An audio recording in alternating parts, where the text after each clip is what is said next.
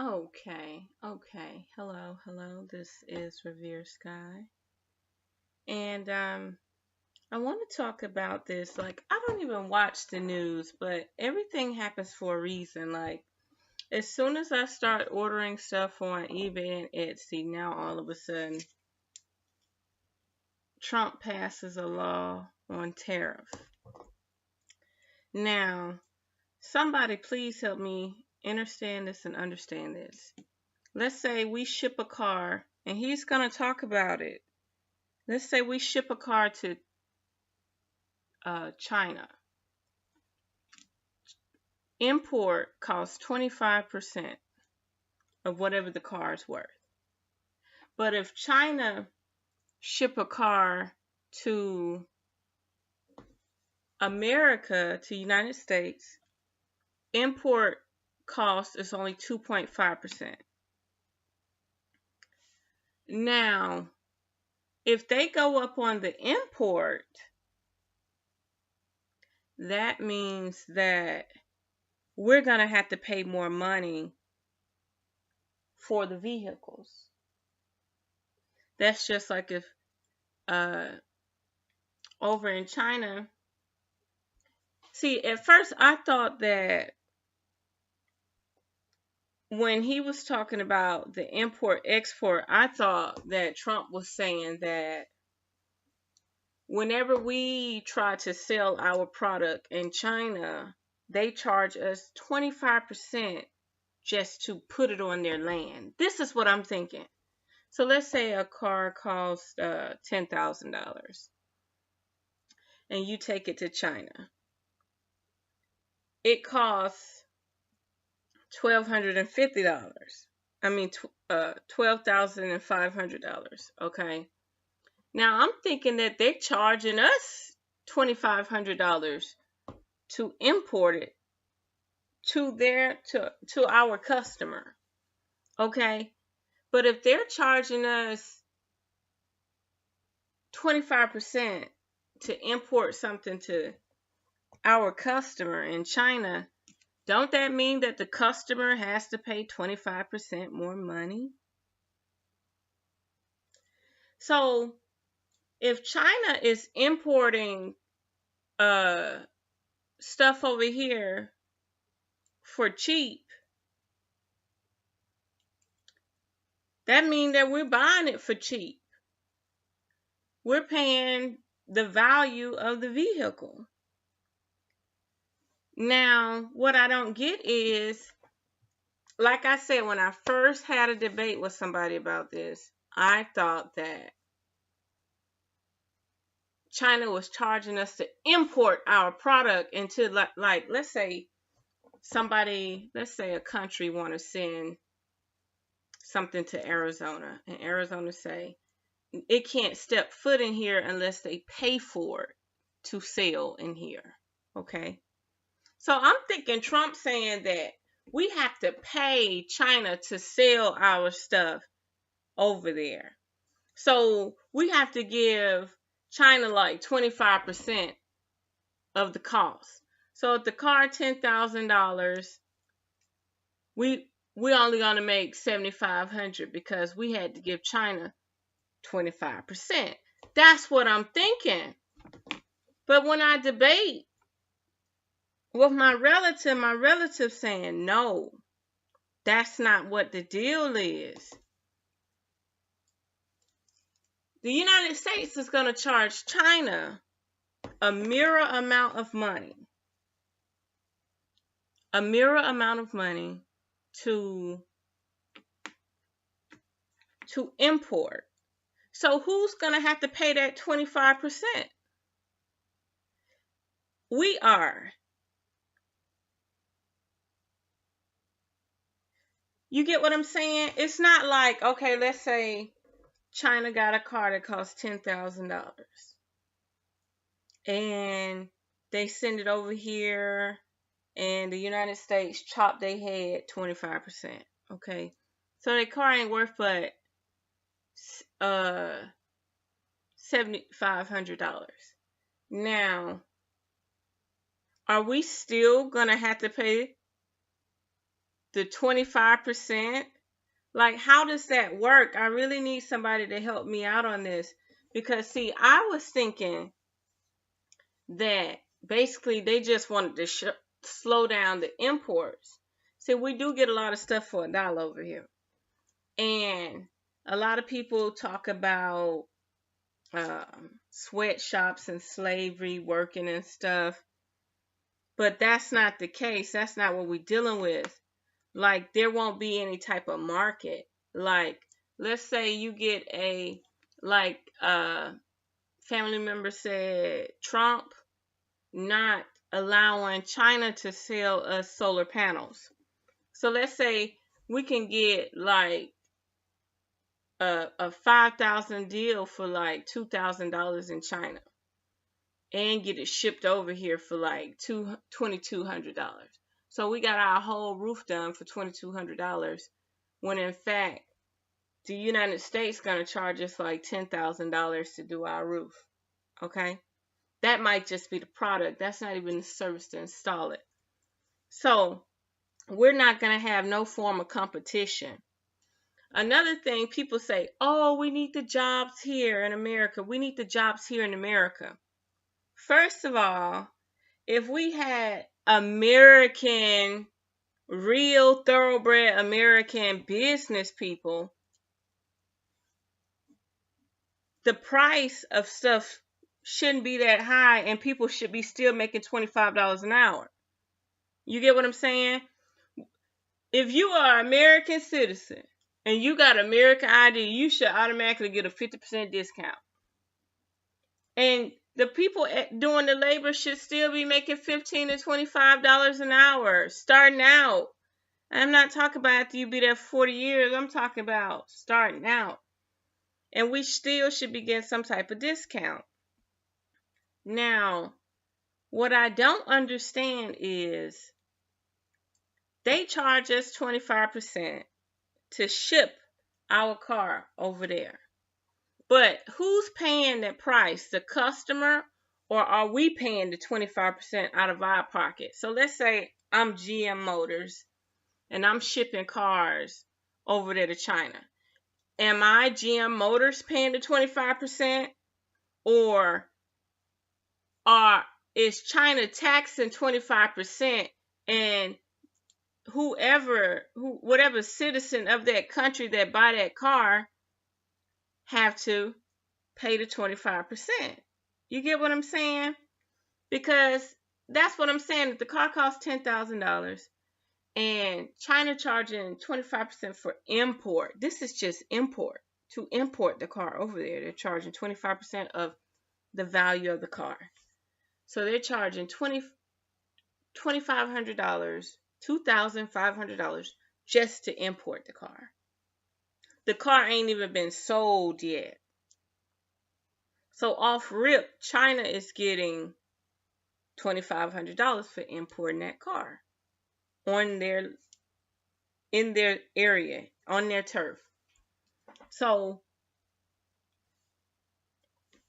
Trump wants the same thing. He like, you ship your shit over here, we doing mirror for mirror. You want to charge 25%? Okay, we're going to charge 25%. So that means if China sent a car over here for $10,000, we charge 25% just for them to import it. So that means China ain't making nothing but $7,500. That's $7,500. Now, are we still going to get the car? Or are they going to tax us 25% too? You get what I'm saying? See, that's China dealings. China ain't going to get but a $7,500 for their car. You get what I'm saying? So it's like the rule is going to be mirror, mirror. So if China say, you know what? We're not going to charge you 25% to import your car. We're going to charge you 2.5 just like you charge us. You get what I'm saying? This is an import. This has nothing to even do with the customer, okay? This is a person saying, for every car you have, I want $2,500 just for you to think about selling it over here. I want $2,500. I'm just saying this is a $10,000 range.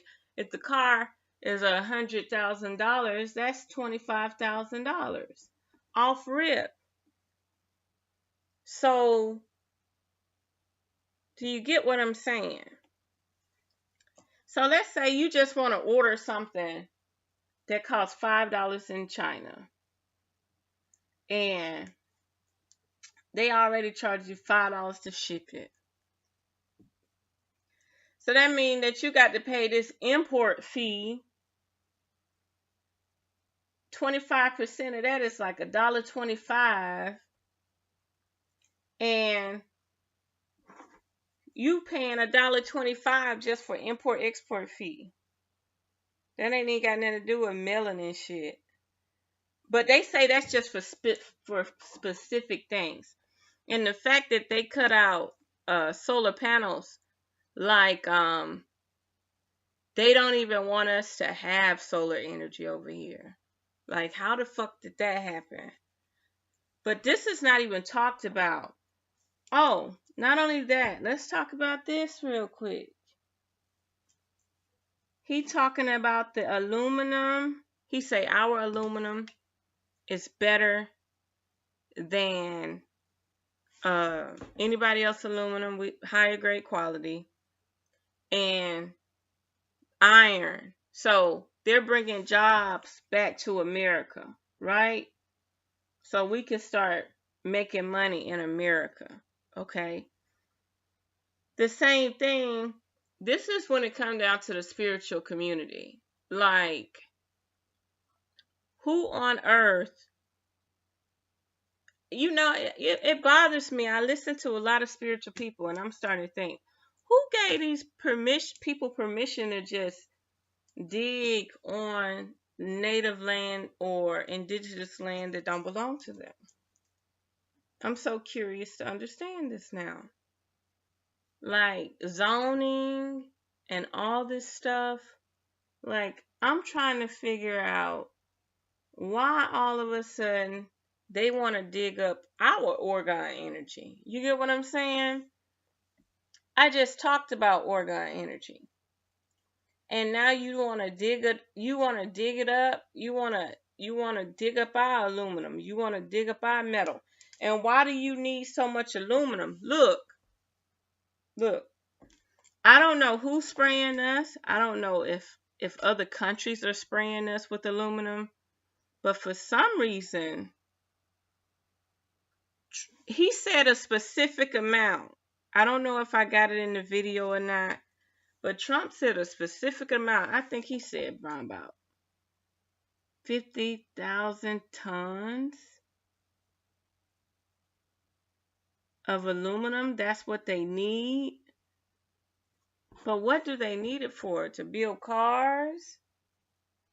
Well, what are you using the aluminum for? We already going crazy talking about they spraying us with aluminum. Now they need this aluminum, and they need the aluminum of higher quality from here. Because I'm like, man, are y'all hearing this? They about to start digging up metal and aluminum right here in the United States. And you think that we had problems before? Oh, you about to start seeing some natural disasters for real. And these ain't gonna be no engineered natural disasters. These gonna be from Mother herself. Because, first of all, we're a very energetic place. And everything is done very strategically. And by everything being done very strategically, they're doing a lot of things. They're stopping import-export. So now we don't have no form of competition, which there was no competition, because trust me, um, you could get things cheaper in China. And I know y'all talking about the labor laws, all this and that, but we don't know what's going on for real. We're not there. Just like people in America, we could tell a black person that, oh, that's bad for you. And they'd be like, how you know? Where you read that at? Who told you that? Who studied that? I'm like the same thing right about now. I'm like, they about 4,000 or 5,000 miles away. And I'm like, their labor laws, that's their karma, you know what I mean? As long as they ain't got the indigenous our copper colored tone people in slavery and bondage, that's another problem. But right now, I'm like, what's really going on? Like, I think fair is fair. On a spiritual level, I care about everybody. Don't nobody need to be in no type of bondage. Everybody need labor laws that are for the people, the common people. Because without people, without the common people, these people that want to govern everything wouldn't even exist. Who would they have to govern then? They'll be governing each other. They'll be like spoofed out. They'll be so spooked out from governing each other that they wouldn't know what to do. But let's get back down to it. So they want to dig up our metal and aluminum. And he said that he need a certain amount. Like, we all America, the indigenous people, are the indigenous people going to get paid for this?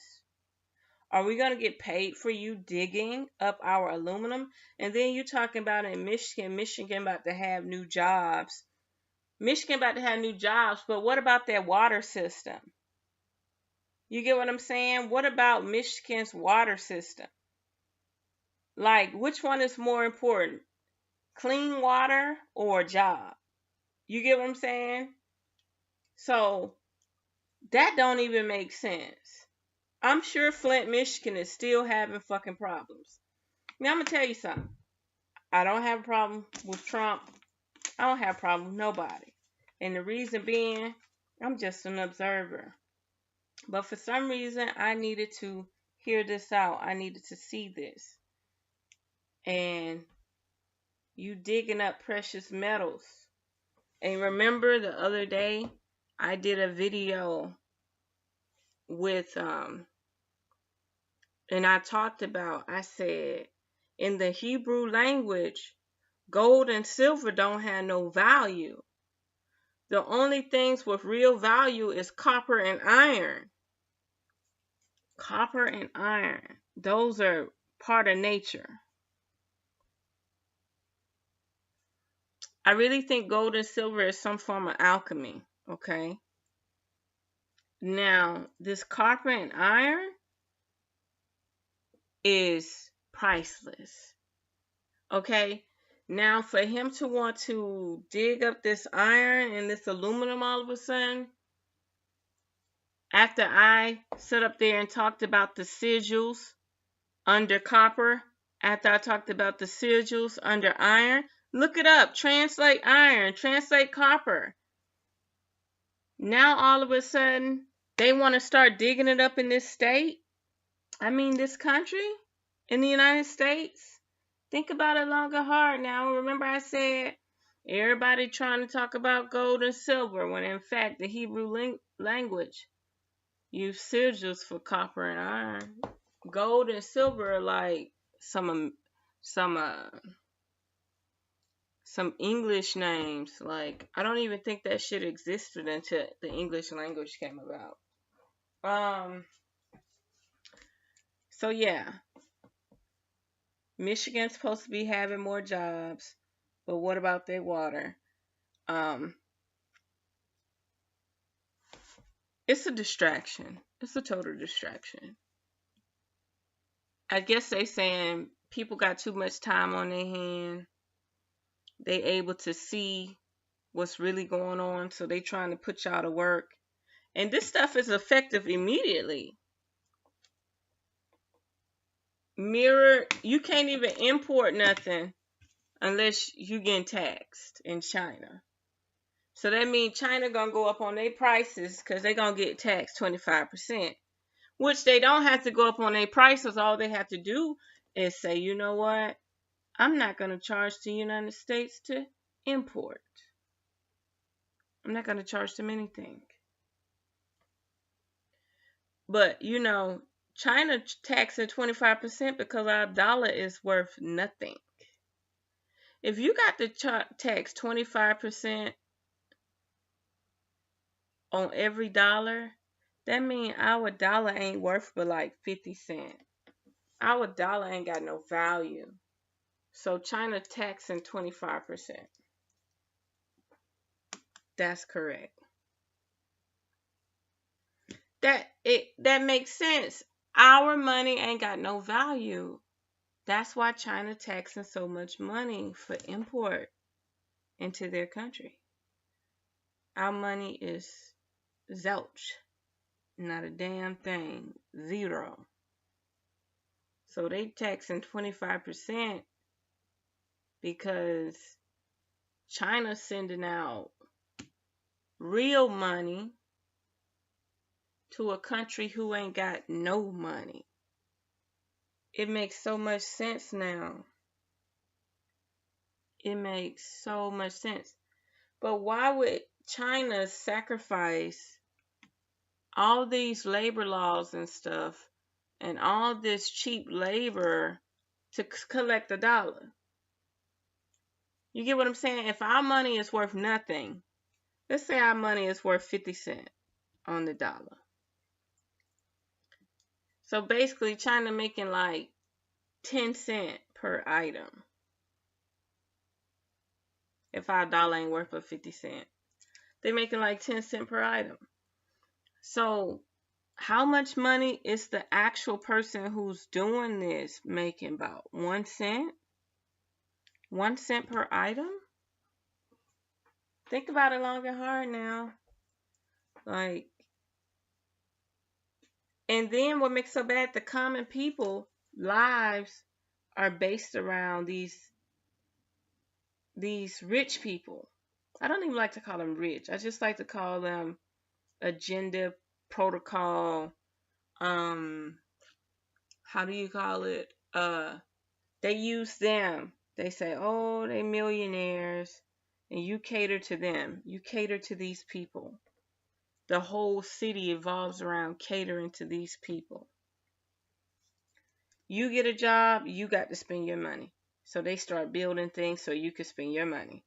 But the whole domino effect happened because you had to drive to work to clean this person's house. That's how it all started. You have to drive to work to clean this person's house. Boom. You got to have a place to go eat. You got to have a place to go spend your money after you get it. They're not building all these places so rich people can spend their money. They're building all these things so you can spend your money. Rich people don't even spend money like that. You'll see them spend money at one moment, and then they probably won't spend money for 6 months. They probably just buy food, something to eat, and a hotel. But like us, you know how we go to the dollar store and we buy all this stuff because we need it to live. They're not buying all this stuff. I could keep going on and on. So, somebody help me out and explain this import-export thing to me. Like I said, if they taxing you off rip, I was telling my people that, man, look, if they taxing to import, it ain't got nothing to do with us. You know what I mean? That mean that they just gonna go up on the price. And if they go up on the price, that mean that the import people just gonna get more money. Think about it long and hard. So if it's $10,000 and these people don't want to lose their $2,500, they're gonna go up on the product about to $15,000 so they won't lose on the $2,500. Point blank period. Like, I'm sick and tired of talking about it. And all this shit is straight distractions. I'm like feeling like the indigenous law right now. Like, who gave you permission to dig? You know what I mean? They mined for the gold rush, whatever that was. They now they down to the core. They want the iron and aluminum. And what you need so much aluminum for, I hope it's in this video. Like, I don't even feel like checking it. But he asked for a specific amount of aluminum. What he need all this aluminum for? Who he selling it to? Are they gonna spray it in the sky? What are they doing? You know what I mean? These are questions that we need to be asked. Accomplished by other means, America will remain open to modifying or removing the tariffs for individual nations as long as we can agree on a way to ensure that their products no longer threaten our security. So I put Ambassador Lighthizer, great gentleman, in charge of negotiating with countries that seek an alternative to the steel and aluminum tariffs. The fact is, we've been treated so badly over the years by other countries. I think really we've been treated very badly by our politicians, by our presidents, by people that represented us that didn't frankly know what they were doing. And we lose $800 billion a year on trade. Every year, $800 billion. It's been going on for a long time. $300 billion, $400 billion, $500 billion, got up to $600 billion, and it keeps going, but it's going to start changing, has to change. We're negotiating now with China. We're in the midst of a big negotiation. I don't know that anything's going to come of it. They have been very helpful. President Xi, I have great respect for, a lot of respect. But I don't know that anything's going to come of that, but we're going to cut down the deficits one way or the other. We have a deficit with China of at least $500 billion. And when you add intellectual property, it's much higher than that. That's a year. At the same time, due to the unique nature of our relationship with Canada and Mexico, we're negotiating right now NAFTA. And we're going to hold off the tariff on those two countries to see whether or not we're able to make the deal on NAFTA. National security, very important aspect of that deal. And if we're making the deal on NAFTA, this will figure into the deal, and we won't have the tariffs on Canada or Mexico.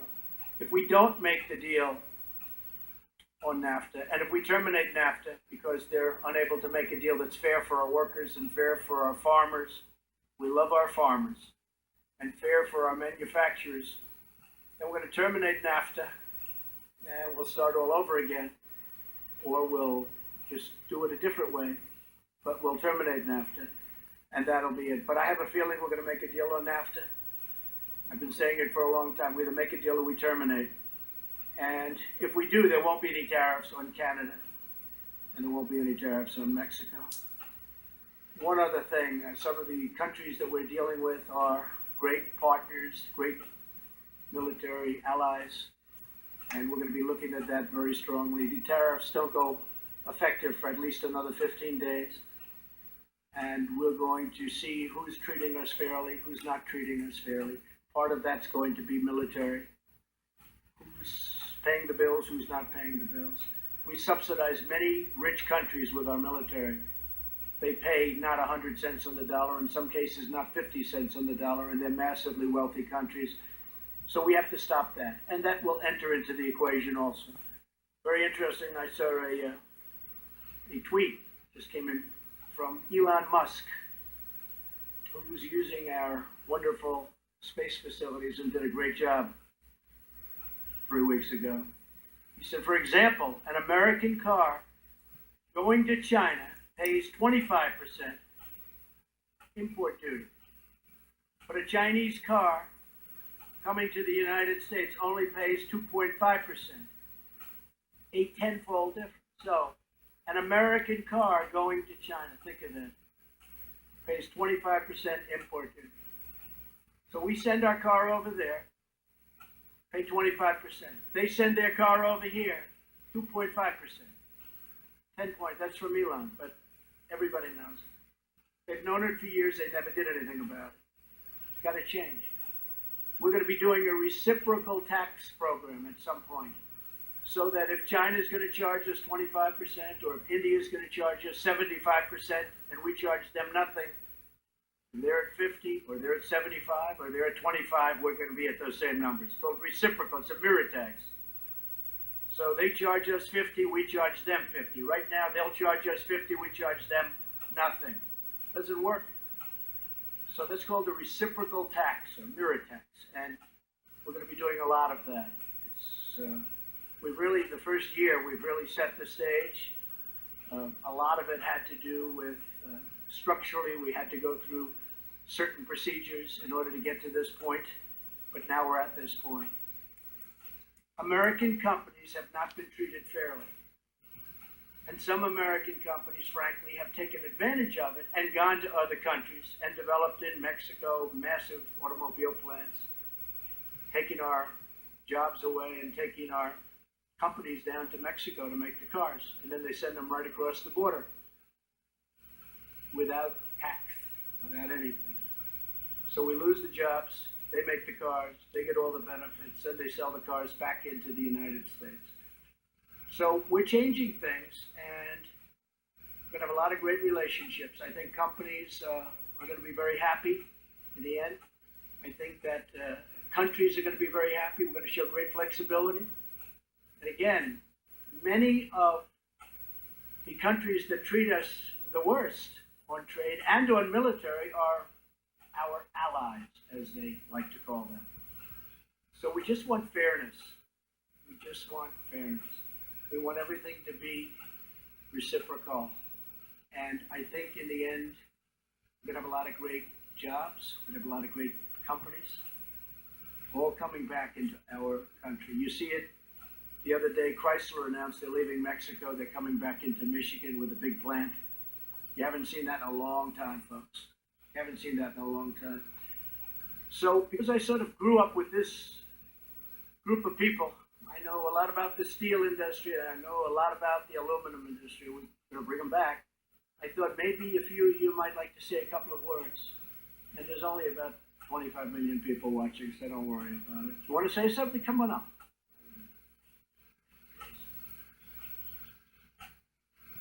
My name's Dusty Stevens. I work at Hallsville, Kentucky. Right now we're running at 40% capacity. 2 years ago, we shut down 60% of the capacity when we had a downturn in the market. My father worked in the industry and worked at that plant for 40 years, so this hits home for all of us at Hallsville. By these tariffs going into place, this gives us the ability to come back to 100% capacity, investing over $100 million to our plant, and over 300 and some odd jobs will be brought back to the communities. So I'd like to say thank you. Thank you very much. Thank you very much. One thing also, the quality of our steel is really much higher. It's of a much better quality, which especially for certain things is very, very important. Please. Hello, everybody. My name is Scott Sarge. I'm president of Local 2227. And I'd like to tell you a story about my father during the 80s. He lost his job due to imports coming into this country. And I just want to tell you what that does to a man with 6 kids is devastating. So I never forgot that, looking into his eyes in my household, what that does to a family. You hear about it, but when you're actually involved and it impacts you, it'll never leave you.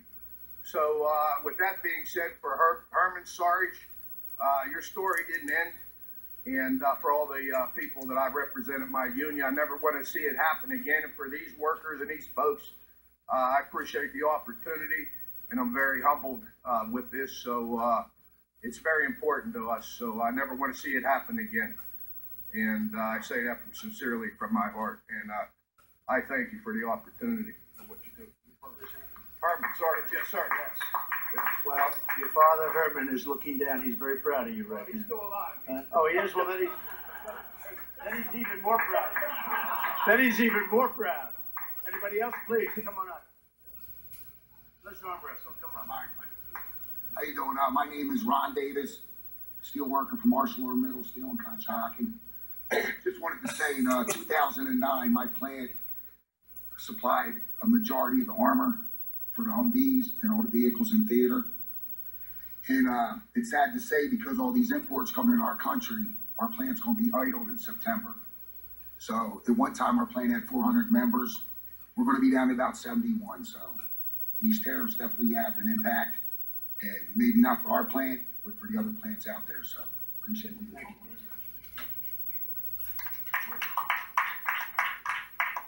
Anybody else? Anybody else? You're okay? You're just gonna accept great jobs, right? You're gonna be very happy. You're gonna see things changing very rapidly. So it's really my honor to start this process. It's gonna be a very fair process. It's gonna be very fair to other countries, especially those that treat us well. And we look forward to it. And we look forward to having lots of mills opening up, lots of plants opening up, both steel and aluminum and other things. We'll be doing other things, very positive things. But you are great people. Would you like to take a picture of the Oval Office? I assume you've all been many times into the Oval Office. Come on, let's go and do that. Let's go and do that. Yes, I'm gonna do it. We'll go into the Oval Office. We're gonna sign this up. We'll go into the Oval Office. We'll have a picture, okay? Okay, thank you.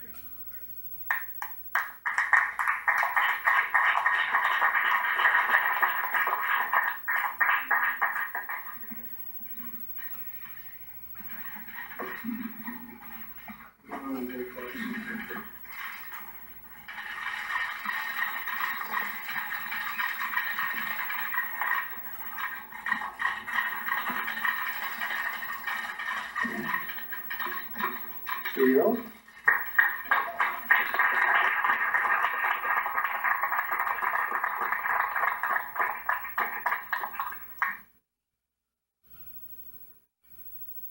Hello, Mr. Bishop.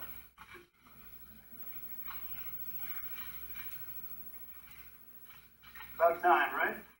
Yes, sir. We've been waiting for a long Yes, sir. time. Sir. Here you go, let's pass it around. Thank you, sir.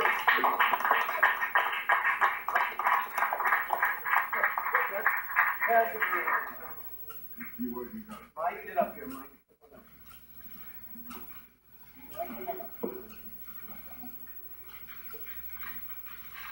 Let's go take a picture in the Oval Office, okay? Yes, sir. Thank you very much, everybody. Thank you. All right. Have a great day.